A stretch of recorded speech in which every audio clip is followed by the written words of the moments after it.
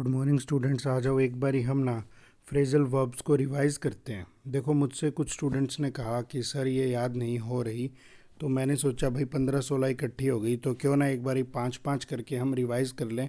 उसके बाद हम न्यू वर्ड्स को कर लेंगे और इस तरीके से याद नहीं हुए तो किसी और तरीके से कर लेंगे। तो सबसे पहले ना एक बारी रिवीजन ज़रूरी है, क्योंकि जितना भी करें एटलीस्ट उतना तो याद रहे। ये थोड़ी है कि ज़्यादा ज़्यादा कर लिया याद ही ना रहे। तो एक बार इनको रिवाइज करते हैं। अब देखो इनको याद करने का तरीका क्या है। देखो जो भी वर्ड दिया हो ना उसको रिलेट करो।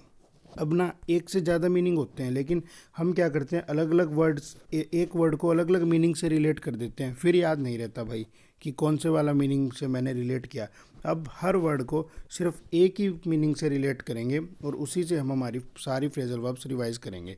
तो देखो सबसे पहला वर्ड आया बैक। बैक का मतलब क्या होता है? बैक का मतलब होता है या तो री, भाई बैक आ गई, या फिर वापस किसी चीज़ का जाना। कहते भी हैं कि बैक ले ले गाड़ी, यानी वापस। यही दो मीनिंग होते हैं बैक के भाई। ठीक है, अब आ जाओ इस बैक को देखते ही फ्रेजल वर्ब में याद रखना री या फिर वापस। वापस आना भाई री।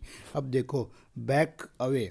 बैक का मतलब वापस से, और अवे मतलब दूर चला गया। कोई बंदा था काफ़ी डिस्टर्ब सा था, फिर वो थोड़ा कंफर्ट हुआ, अब वो वापस दूर चला गया। क्यों? क्योंकि उसके साथ ना किसी ने वायदा खिलाफ़ी की, वादा करके तोड़ दिया। तो इस बैक अवे का मतलब ही क्या होता है जी? बैक अवे का मीनिंग ही होता है टू विड्रॉ योर डिसीज़न। भाई विड्रॉ कर लिया अपना डिसीज़न। जो चीज़ पहले डिसाइड की थी अब वो चीज़ नहीं हो रही, इसीलिए वो बंदा निराश होके हताश होके बैक मतलब वापस से दूर चला गया। ठीक है, इस तरीके से याद करो। अब कह रहा है फिर से बैक आउट। देखो बैक आउट का भी सेम मीनिंग होता है। बैक मतलब वापस, और कहते हैं फिर से आउट हो गया। पहले हमारे कंट्रोल में था, अब बंदा फिर से आउट हो गया। क्यों? क्योंकि किसी ने उसके साथ वायदा खिलाफ़ी कर दी। अब ये ज़रूरी नहीं है कोई और करे, हो सकता है हम भी हमारे किसी डिसीजन से पीछे हट जाएं। इस तरीके से इसे भी याद कर लिया, इसे भी। अब बारी आई बैक डाउन। कहते हैं बैक मतलब दोबारा से, यानी वापस से डाउन, उसका लेवल फिर से डाउन हो गया। क्यों? क्योंकि वो अक्सर वादा खिलाफ़ी करता है, विड्रॉ करता है अपने डिसीजन से। नेक्स्ट में कहता है बैक ऑफ। इस ऑफ का मतलब तो होता ही है सेपरेशन, दूर चले जाना। कह रहा है बैक मतलब वापस से, ऑफ यानी दूर चला गया। क्यों चला गया? क्योंकि किसी ने वायदा खिलाफ़ी की, विड्रॉ कर लिया अपने डिसीजन से। तो भाई इन चारों का ही मीनिंग क्या हो गया? To withdraw from your decision. अपने डिसीज़न से, अपने निर्णय से विड्रॉ कर लेना। ठीक है, अब बारी आई कट की। देखो कट के लिए ना सिर्फ एक मीनिंग याद रखना। कट का मीनिंग क्या होता है? काटना। ठीक है, कट का मीनिंग क्या होता है जी? काटना। अब देखो ये क्या कहता है, ये कहता है पहली फ्रेजल वर्ब में कहता है कट डाउन। भाई कट कर यानी काट। किसको काट? अपने खर्चों को काट। कट डाउन कर किसे? अपने खर्चों। तो ये तो मुझे सिंपल ही याद हो जाता है, कट डाउन योर एक्सपेंसेस। भाई अपने खर्चे वगैरह कम करना। कहते भी नहीं है जितनी चादर उतना पैर पसारना, वो वाली बात है कि अपने खर्चे वगैरह कम करना। ठीक है, उसे क्या कहते हैं? Cut down.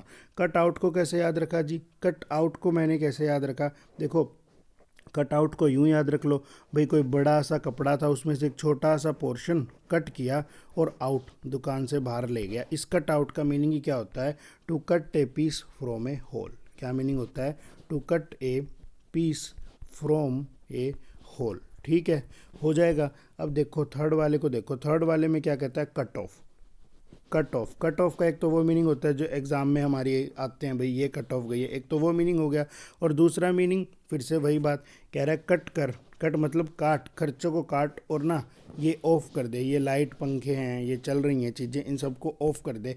क्यों? क्योंकि भाई उसका बिजनेस नहीं चल रहा, इसीलिए वो कह रहा है कट ऑफ कर। अपने खर्चे भी काट और इन सबको ऑफ कर, यानी अपने खर्चों को कम करो थोड़ा सा। ठीक है, तो भाई जो कट डाउन का मीनिंग था वही कट ऑफ का मीनिंग था। ठीक है, और कट आउट को हमने याद रखा था कि इतना बड़ी दुकान में इतना बड़ा कपड़ा था एक, वहाँ से इतना सा पीस लेके बाहर चला गया। कट आउट यानी पीस में से थोड़ा सा काट दिया। अब किसी ने बाहर इसको पकड़ लिया कि क्यों जा रहा है, तो कहता कट आउट फॉर, कि ये ना मेरे लिए सूटेबल है, ये कपड़ा मेरे काम आ जाएगा, मेरे किसी काम का है। तो कट आउट फॉर का मीनिंग ही क्या होता है जी? कट आउट फॉर का मीनिंग क्या होता है? To be suitable for something. और ना एक से ज़्यादा मीनिंग होते हैं कई सारी फ्रेजल वर्ब्स के। ठीक है, तो भाई अब पहले तो एक ही मीनिंग याद नहीं हो रहा, इतने सारे कैसे करें? तो पहले एक एक कर लो, फिर उनको भी देख लेंगे। अब बारी आ गई जी ब्रेक की। ब्रेक का मतलब एक तो होता है टू स्टॉप, कहते हुए कोई काम करे, ब्रेक ब्रेक, रुक जा भाई रुक जा। और गाड़ी के अंदर ब्रेक होता है, उसका भी तो मीनिंग होता है टू स्टॉप, वो भी तो आपको रोकता ही है। इस ब्रेक को ना अब सिर्फ लिंक करना कार के ब्रेक से, उसी से हम सारी चीज़ें लिंक कर लेंगे।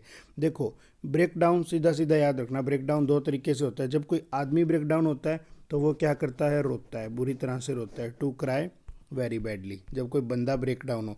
और जब कोई मशीनरी ब्रेक डाउन हो तो वो क्या कर देती है, स्टॉप कर देती है, किस चीज़ को, फंक्शन करने को, टू स्टॉप फंक्शनिंग, ठीक है, वो काम करना ही बंद कर जाती है। हो गया ब्रेक डाउन।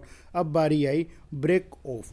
मान लो कोई बड़ी गाड़ी थी जिसमें ब्रेक के लिए ना ऑन ऑफ का बटन था, और उस गाड़ी का जो ब्रेक का बटन था वो ही ऑफ हो गया, वो ख़राब हो गया, तो वो जर्नी कैसी हो जाएगी, वो असफल हो जाएगी, गाड़ी रुकेगी नहीं, एक्सीडेंट हो जाएगा। तो भाई इसका मीनिंग होता है अनसक्सेसफुल, समथिंग अनसक्सेसफुल, कोई प्लान, कोई इवेंट जो अनसक्सेसफुल हो गया।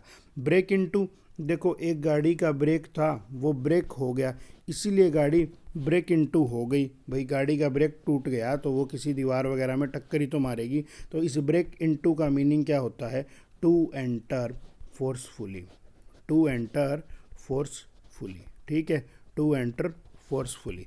हो गया।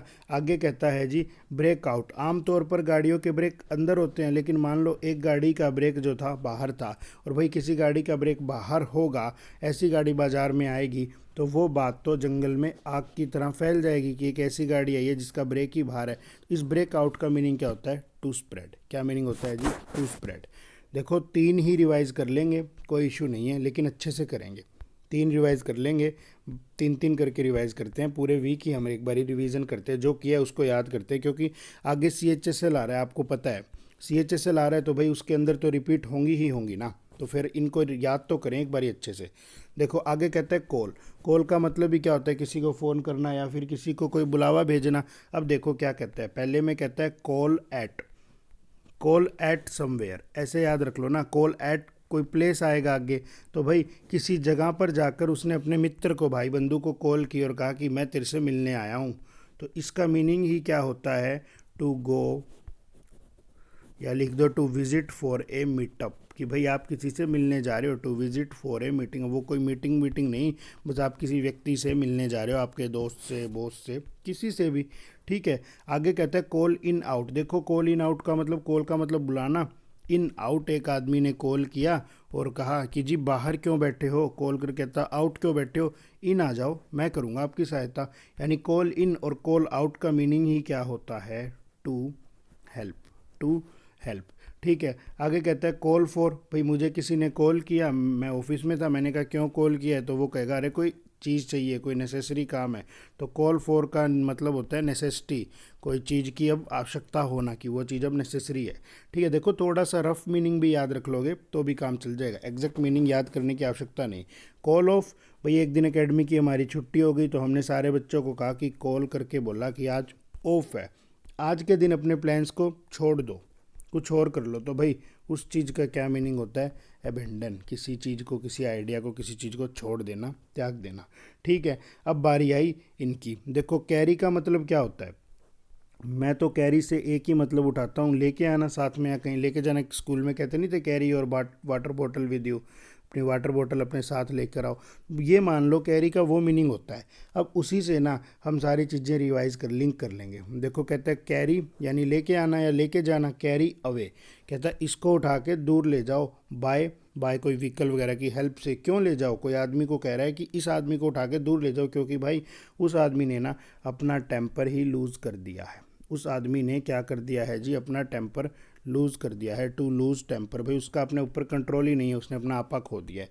ये मीनिंग होता है कैरी अवे बाय का, ठीक है। अब बात करते हैं कैरी आउट। कैरी आउट को सीधा सा याद रख लेना भाई, उसमें आर्मी वगैरह में कहते हैं कैरी आउट दी ऑर्डर्स, भाई जो आपको ऑर्डर्स दिए हैं आप उनको पूरा कर दो, कैरी आउट दी ऑर्डर्स। आगे कहता है जी कैरी ऑन। देखो कैरी ऑन का मीनिंग क्या होता है भाई, कैरी ऑन का मीनिंग होता है, हमने यूं भी याद करा था, हम कोई काम कर रहे हैं, मैं कोई खाना वाना खा रहा हूँ, कोई आ गया तो एकदम से क्या कहेगा, अरे कैरी ऑन बाद में आता हूँ। भाई जो चीज़ आप कर रहे हो उसको करते रहो, बाद में देख लेंगे हम आके। यानी भाई कैरी ऑन या तो यूं याद रख लो, नहीं तो एक वो गाना नहीं आया था कैरी ऑन जट्टा करके, उसमें यही तो कहता है कि भाई कैरी ऑन जट्टा, जो कर रहा है बिल्कुल वैसे ही करता जा। कैरी ऑन का मतलब ही होता है टू कंटिन्यू, ठीक है, जो चीज़ आप कर रहे हो वैसे ही करते जाओ।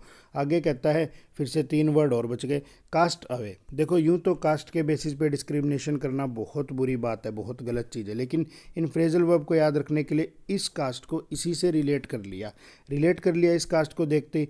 कास्ट अवे से तो मुझे ये दिखा कि भाई कास्ट पूछ के उसे अवे कर दिया, दूर कर दिया, दूर भगा दिया, तो उसे क्या कर दिया, आइसोलेट कर दिया। कास्ट अवे एक पिक्चर भी हॉलीवुड की बहुत ही अच्छी पिक्चर है, उसमें भी बंदा किसी आइलैंड पर फंस जाता है और अकेला रहता है 6 साल तक, कोई इंसान ही नहीं दिखता। कास्ट अवे का मतलब ही होता है आइसोलेटेड स्टेट में है, या फिर भाई उसको दूर कर दिया। कास्ट ऑफ का मतलब कहता है भाई उसकी कास्ट सुन के ऑफ कर दिया, यानी उसे क्या कर दिया भाई, रिजेक्ट कर दिया। उसे क्या कर दिया जी, रिजेक्ट कर दिया। इन दोनों का ही मीनिंग लग जाता है क्या, रिजेक्ट कर देना। और भाई या फिर कास्ट डाउन, कहता है कास्ट पूछ के उसे डाउन करता है, तो भाई इसका मतलब ही होता है किसी को रिस्पेक्ट ना देना, किसी को गलत तरीके से ट्रीट करना या फिर रिजेक्ट करना। 3 ये रिवाइज हो गई, कोई दिक्कत नहीं है। देखो कितने वर्ड होते हैं, एक में 8 वर्ड, यानी 24-25 रिवाइज हो गई। CHSL आए उससे पहले ये टारगेट है, जितनी हुई हैं वो एटलीस्ट सारी याद तो हो, ताकि पेपर में स्कोर तो कराएं। तो अभी आगे आने वाले 4-5 दिन ये सारी रिवाइज ही करेंगे, न्यू नहीं करेंगे, ठीक है। यही थी 3 मैंने रिवाइज करवा दी, 3 फिर करेंगे। Thank you students.